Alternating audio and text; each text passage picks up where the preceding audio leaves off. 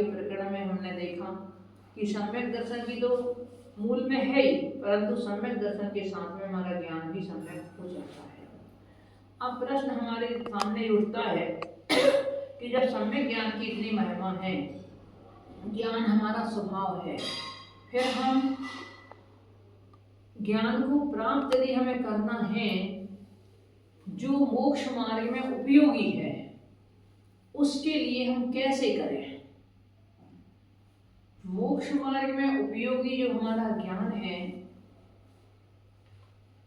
भगवान की वाणी जिसे हम जिनवाणी कहते हैं, जो हमारे आचार्यों ने लिपिबद्ध की है, उसका अध्ययन करके, क्योंकि भगवान मौन है, गुरु हमेशा हमारे मिलते नहीं हैं, और जिनवाणी माता ही एक ऐसी है जिसका सहारा लेकर के हम आगे बढ़ सकते हैं। उस जिनवाणी को आचार्यों ने विषय क्रम की दृष्टि से 4 भागों में विभाजित किया है। प्रथमम कर्णम चरणम द्रव्यम नमः। प्रथमान्योग, कर्णान्योग, चरणान्योग और द्रव्यान्योग। इनके पहले हम विषय को देख लें, उसके बाद हम जानेंगे कि हम किसका उपयोग कैसे करें।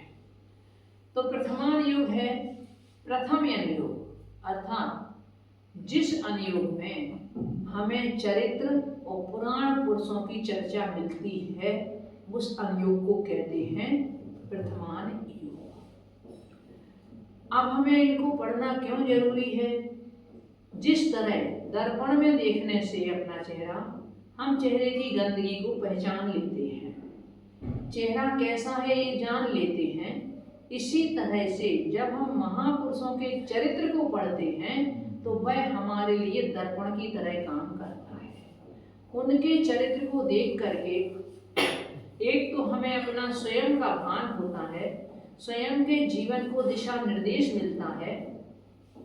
दूसरा, हमारे लिए ये बात समझ में आती है कि उन्होंने किन किन परिस्थितियों में किस तरह अपने उस जीवन में उन संकटों से पार पाया, उन्होंने किसका सहारा लिया, किसने उनका सहारा दिया उनको। क्या माता पिता ने उनको सहारा दिया? क्या भाई बहनों ने सहारा दिया? क्या पड़ोसियों ने सहारा दिया? किसने सहारा दिया उनके लिए? आखिर अंत में उनके लिए सहारा देने वाला यदि कोई था तो उनका पुण्य सहारा देने वाला था। उन्होंने धर्म का सहारा लिया और धैर्य पूर्वक उन्होंने अपने समय को व्यतीत किया।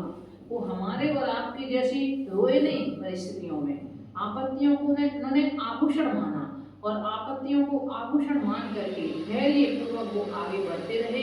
वह समय पार हो गया और हुआ ये कि उनके ही माध्यम से जो आज कहीं किसी कर्म के उदय से जंगलों में भी भटक रहे थे, वो आकर के पुनः महलों में वापस आ गए। पहले महलों में थे और फिर पुनः जंगलों में चले गए और उसके बाद पुनः अपने महलों में वापस आ गए। कब आए? इसके लिए हमें जरूरत है अपने विचारों की उच्चता की।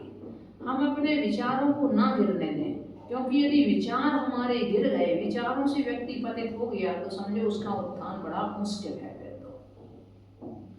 तो जब हम महापुरुषों के चरित्र को देखते हैं, हम देखते हैं कि देखो सीता ने अपने शील की रक्षा की, रावण जैसे महाप्रतापी के पास से, और वह अपनी शील की रक्षा करके वापस आई। कितना बड़ा उदाहरण हमारे सामने है। सुरसुंदरी ने राक्षस के मुख से ही समझ निकल आई, राक्षस ने भी उसको अपनी बहन बना लिया उसके बल पर, उसके धैर्य और उसकी भक्ति के बल पर। उसके लिए वह अपनी शील की रक्षा करने के लिए समुद्र में भी कूद गई तो समुद्र भी उसके लिए निगल नहीं पाया, समुद्र की लहरों ने भी उसके लिए उछाल करके बाहर कर दिया। यह किसका प्रताप था? तो जब हम ये पढ़ेंगे प्रथमान योग के माध्यम से तो हमारे में भी साहस आता है या नहीं आता है, हमारे में भी धैर्य की भावना जागृत होती है। और ये स्वाभाविक है, क्योंकि हम जैसा सामने देखते हैं, जैसा हम पढ़ते हैं, वैसे हमारे विचार बनते हैं।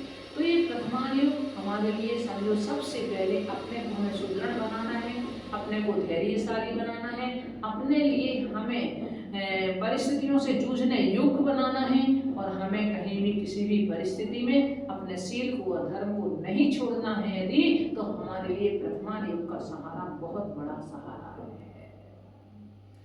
उसके माध्यम से ही हमें वो दिशा निर्देश मिल सकता है। दूसरा अनुयोग है करणान योग।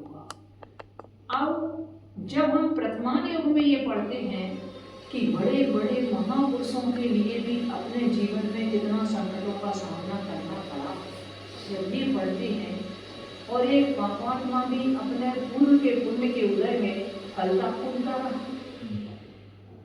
कितना किसने राज्य की चाह में कहो, चाहे भोगों की चाह में कहो, व्यक्ति ने किस तरह से अपने परिणामों को उठाया और गिराया, इन सब की चर्चा हम प्रथमान योग से हमने जानी।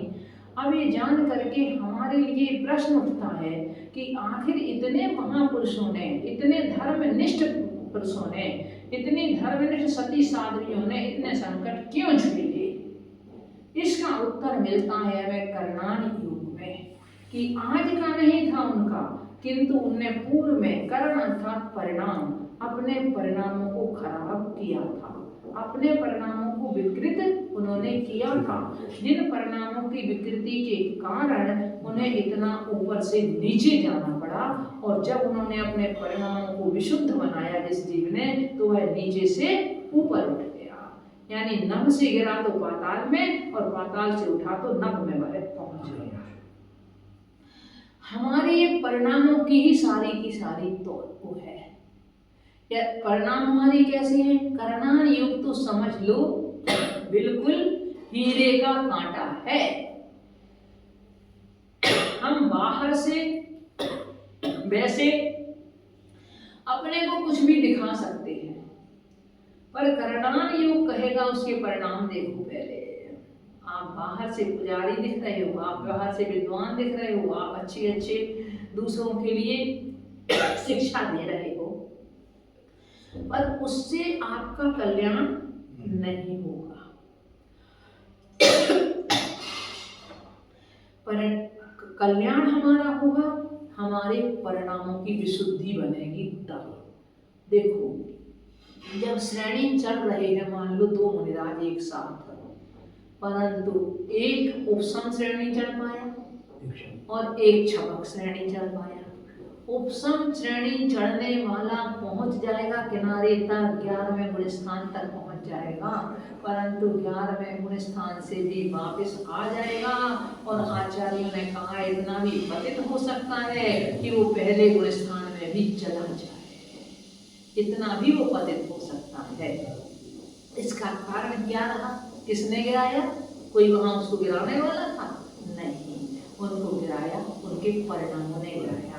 और जिसने छपक श्रेणी मारी, वह अपने परिणामों को निरंतर उत्थान की ओर लेते गए, और वह अंतर्मुख मात्र में केवल ज्ञान को प्राप्त कर लेते हैं। ये है भावों की विशुद्धि की बात। भावना के माध्यम से आप देखें, एक बार की बात है, साधु संग बैठा हुआ था, और उस साधु संग में लेकर के कोई देव दर्शन करने के लिए आया। तो दर्शन करने के लिए जब आया तो उसने एक मुनिराज जो तुरंत आहार करके आए हुए थे उनके लिए नमस्कार किया, जबकि वहाँ कई कई दिन के उपवास करने वाले मुनिराज भी बैठे हुए थे। तो उन्होंने सबसे पहले उनको नमस्कार किया। तो ये तो हम जानते ही हैं कि जब कोई व्यक्ति कुछ ऐसा काम करता है तो चाहे साधु संग हो चाहे कुछ हो, उसमें चर्चा तो होने लगती है ऐसे कार्यों की। तो जब उन्होंने साधुओं में भी आपस में चर्चा होने लगी, श्रावक भी देख करके दंग रह गए कि क्या कर रहे हैं। कि तो किसी ने कह दिया कि देवों में बोले इतना भी ज्ञान नहीं है कि कौन बड़ा है कौन छोटा है, इसका तो ध्यान रखना चाहिए कम से कम। परंतु देवों में इतना भी ज्ञान नहीं है, क्या हो गया है? बोला मैं जो देव थे दर्शन करने आए हुए थे, वो बोले इसका परिचय तो आपको अभी सामायिक में मिलेगा, जब आप सामायिक में बैठोगे। और हुआ यही कि सब साधु जो तपस्या कर रहे थे कई दिनों से, जिनने निराहार थे, सब सामायिक में बैठे। बैठने के बाद में परंतु जो आहार करके आए थे मुनिराज, उन्होंने ऐसा ध्यान लगाया अपना सामायिक में कि उनके लिए वहाँ केवल ज्ञान की उपलब्धि हो गई। सब लोगों के मन में तब आया कि अरे ये था उनका कारण उनके लिए, क्योंकि देवों को अवधि ज्ञान होता है, वो अवधि ज्ञान के माध्यम से जान लेते हैं। तो यह है, पर इसका मतलब यह नहीं कह रहे कि आप सोचो कि भाई उपवास करने वालों को नहीं मिलता, आहार करने वालों को मिलता है। उपवास करने वालों की कोई यहाँ आलोचना की बात नहीं है, यहाँ मूल पॉइंट है परिणामों की विशुद्धि का। तो करणान योग हमारे लिए बताता है कि भाई अपने परिणामों की विशुद्धि बनाओ, वो बहुत जरूरी है। दूसरा विषय करणान योग का रहता है भूगोल का विषय। यह लोक कितना बड़ा है, कैसा है, कहाँ कहाँ यह जीव जा करके कैसे कष्ट उठाता है, कैसे सुख भोगता है, इस लोक का प्रमाण कितना है, इस पूरे लोक में है जीव घूमता है तो किस कारण से घूमता है, कहाँ कहाँ किन गतियों में किन परिणामों के माध्यम से जाता है, ये सारा का सारा ज्ञान भी हमें यदि होता है तो वह करणान योग के माध्यम से ही होता है। तो करणान योग का अध्ययन भी अपने परिणामों की विशुद्धि के लिए हमें आवश्यक है। तीसरा अनुयोग हुआ चरणान योग। अब हमने परिणामों को जान लिया हमने करणान योग से कि हमारे परिणामों की विशुद्धि आवश्यक है। तो डायरेक्ट यदि आप सोचोगे कि हमारे बस परिणामों की विशुद्धि बन जाए, बाहर में हम कुछ ना करें, तो ऐसा नहीं है। आचार्य नेमिचंद स्वामी कर्मकांड में कर्म के 9 कर्म भी बताते हैं कि जो हमारे ज्ञानावरण आदि 8 कर्म हैं उनमें आरंभ उदय में आते हैं, उनमें तीव्रता और मंदता होती है। तो कषाय और लेस्या के माध्यम से तो होती ही है, किंतु बाहर में यदि वो कर्म हमारा उदय में जब आ रहा है उसको हम घटा बढ़ा कैसे सकते हैं। मान लो आपको नींद आती है, आपको नींद आई और आपने लेकर के ऊपर से भैंस के दूध के दही के साथ में आपने गरम गरम पूड़ियां और खा ली, आपने गरिष्ठ भोजन और खा लिया। नींद बढ़ेगी कि नींद घटेगी? और वही आपने सादा भोजन शुद्ध भोजन किया तो वह आपकी निद्रा को कंट्रोल करेगा। तो वो दही के साथ में गरिष्ठ भोजन करना वो आपकी निद्रा के लिए 9 कर्म बन गया। उसको उदय में आने के लिए उसने और तीव्रता से उस निद्रा में तीव्रता कर दी, यानी और तीव्रता से वो निद्रा ला दी। इसी तरह हर कर्म का 9 कर्म है। ज्ञान का 9 कर्म तो अवधि ज्ञान का भी आचार्य ने कहा है कि वह अवधि ज्ञान का 9 कर्म क्या है। अवधि ज्ञान कैसे छूट जाता है, कैसे कम हो जाता है, क्योंकि अवधि ज्ञान के 6 भेद किए हैं आचार्यों ने।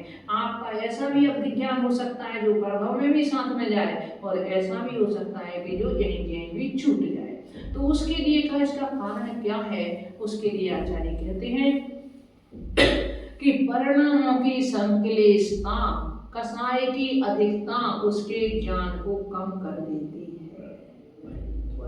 परिणामों की विशुद्धता है तो वह तो उसके ज्ञान को बढ़ा देती है, और परिणामों की अशुद्धता बनी आपकी, संक्लेशता बनी आपकी, तो आपके ज्ञान को कम कर देती है। आप खुद ही देख लो, बचपन में बच्चों का माइंड शार्प होने से कितनी जल्दी उन्हें याद हो जाता है। आप लोग भी कहते हो कि पहले का तो जो कुछ याद किया हुआ है वो याद है, अब जो याद करते हैं तो अब याद ही नहीं होता। इसका मतलब क्या है? क्या किसी स्लेट पर पहले से लिखा हुआ हो तो क्या उस पर वो लिखा जा सकता है? कोरी स्लेट चाहिए लिखने के लिए। तो इसी तरह से उन बच्चों की स्लेट मस्तिष्क की कैसे होती है? कोरी होती है। और हमारी स्लेट इतनी उसमें लिखा जा चुका है, इतना उसमें लिखा जा चुका है। इस कारण से हमारे ज्ञान की भी मंदता हो जाती है, हमारा क्षय उपशम भी उससे मंद हो पड़ता चला जाता है जैसे जैसे, और अंत में जीव उस श्रेणी तक पहुंच जाता है जब वृद्धावस्था में पहुंचता है कि वो उसकी स्मृति भी कभी कभी चली जाती है। तो यह हमने अपने परिणामों से जान लिया। अब हमें आचार्य कहते हैं चलना आपको बहुत जरूरी होगा, करना आपको होगा, क्योंकि देव साथ गुरु भी है, वो हमें चल कर नहीं सकते, हमारा ना हमारा उत्थान कर सकते ना हमारा पतन कर सकते। वो तो एक दिशा दिखाने वाले हैं। चेहरे पर आपके में कुछ लगा हुआ है तो मिटाना किसको होगा? दर्पण बता तो देगा, पर मिटाना हमें स्वयं से होगा। इसी तरह से देव साधु रास्ता दिखा सकते हैं। उन्होंने बता दिया कि भाई इस तरह से चलो और अपने परिणामों को विशुद्ध रखो। तब हम पूछेंगे भाई कैसे चलें फिर हम। कहा है कि भाई अहिंसा के प्रकरण में पूछा प्रश्न कि कदम चिरे कदम चिट्ठे, हे भगवान हम कैसे चलें, कैसे सोएं, कैसे खाएं, कैसे पिएं, ये लोग तो सारा जीव जंतुओं से भरा हुआ है। तो आचार्य उत्तर देते हैं यत्न पूर्वक जतन चरे जतन चिट्ठे, यत्न पूर्वक चलो, यत्न पूर्वक भोजन करो, यत्न पूर्वक आप अपनी सारी क्रियाएं करो, तभी तो मुक्ति के साथ में समितियों का वर्णन आचार्यों के साथ साधुओं के लिए भी कर दिया है।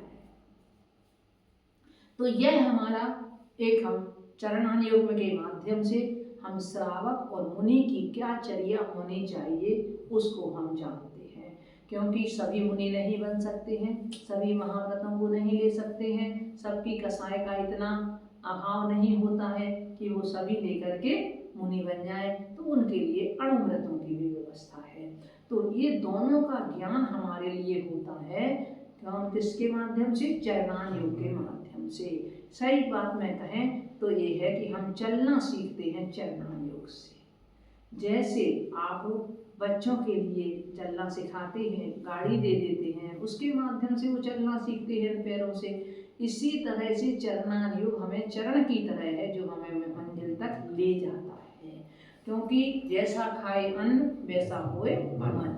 जैसा हम भोजन करेंगे, जब तक आप अपने सीमाएं नहीं निर्धारित करेंगे, आपकी इच्छाएं अनंत हैं और वो अनंत इच्छाएं आपकी, कहाँ आपको जाना है, कहाँ करना है, क्या करना है, क्या खाना है, क्या पीना है, जब तक इसको मर्यादा नहीं बनाओगे तब तक आपकी समझो इच्छाएं सीमित नहीं हैं। और जब इच्छाएं आपकी असीमित तो हैं, पर उनको हमें सीमित करना है।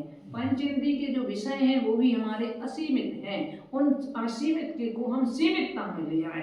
तो पहले हमें जरूरी है कि हम अनावश्यक को छोड़ें। अब आपके लिए बहुत कम लोग ऐसे होंगे जिनके लिए भारत से बाहर जाना हो, परंतु त्याग तो नहीं। तो आपके लिए पूरे जहां तहां तक पृथ्वी है, जहां तहां तक है, वहां वहां तक पृथ्वी पर होने वाले पापों का आपके लिए आश्रव हो रहा है। क्योंकि हमारे मन वहां तक पहुंच जाता है। और अगर हम सीमित दायरे में आ जाते हैं, अगर जैसे पर्युषण पर्व चल रहा था, उसमें आपने नियम लिया था कि हमारे लिए अब 10 दिन कुछ नया खरीदना नहीं है, हमारे लिए कुछ नया काम नहीं करना है, हमारे लिए अपने व्रत संयम का पालन करना है। तो जो चीज़ आप साल भर नहीं छोड़ पाते हो, उन चीज़ों का आप सहज में ही त्याग कर देते हो और उनमें आपको कोई परेशानी भी नहीं होती है। 10 दिन आपको कुछ मार्केट नहीं जाना था तो आपको कोई आकुलता तो नहीं थी। 10 दिन आपके लिए मान लो एक बार से 2 बार से ज़्यादा भोजन नहीं करना था तो आपको भी तीसरी बार की आकुलता तो नहीं थी। अन्यथा रात में भी चैन नहीं, दिन में भी चैन नहीं। तो चरणान योग हमें चलना सिखाता है कि कैसे चलो आप। अब इसके बाद में आता है द्रव्य योग। जब व्यक्ति चलना सीख लेता है तब उसके लिए स्वयं की शक्ति का भान कराया जाता है। जब वो अणुवृत्ति महावृत्ति भी बन जाता है तब उसके लिए कहा जाता है कि भाई तुम ये अपनी बाहर की चर्या को ही सब कुछ मत समझ लेना। ये बाहर की चर्या से ही तुम्हें मोक्ष नहीं मिलेगा, किंतु तुम्हें अपने आप को भी पहचानना होगा। पर से द्रव्य से हट करके तुम्हें अपने निस्द्रव्य में आना होगा। निस्द्रव्य को पहचान करके उसमें तुम्हें लीन होना होगा। बाहर के अपने शरीर से लेकर और जितने भी संपर्कित पदार्थ हैं उन सब से तुम्हें अपना नेह छोड़ना होगा। उन सब के प्रति ना राग और ना द्वेष, इन सब से तुम्हारे लिए मुक्त होना होगा। कैसा स्वभाव है तुम्हारा? अहवेको खलुषित।